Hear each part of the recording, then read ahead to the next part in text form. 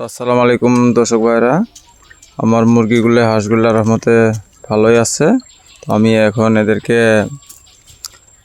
আলাদা কিছু খাবার নিয়ে আসা হচ্ছে দিমু।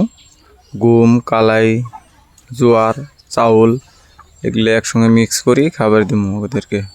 তো এই জায়গায় যে দেখতে পাচ্ছেন কিছু আতপ চাউল, এই জায়গায় আবার কিছু জোয়ার আছে, জোয়ারটা আবার ভাঙিয়ে দিতে লাগবো। এই জায়গায় কিছু কালাই আছে, এই জায়গায় কিছু গম আছে। গমটা এমনি দিলেও খাবো, কিন্তু ভাঙিয়ে দেওয়াটা বেশি ভালো আর কি।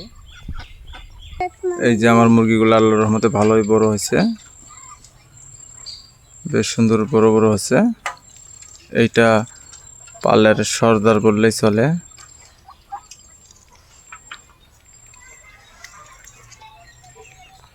আর ওই জায়গায় আরেকটা আছে, এই যে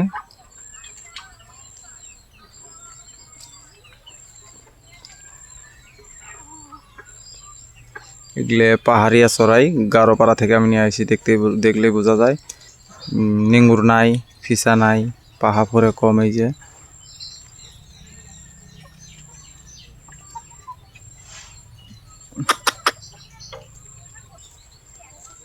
এইটা বড় জাত চড়াই।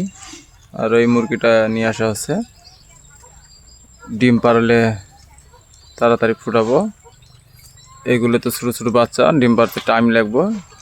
এই জন্য আমি এইটা বড় মুরগিও একটা নিয়ে আইছি, যে ডিম পারলে ভালো লাগবো, কিছুদিনের মধ্যে ডিম পারি ফুটাবো।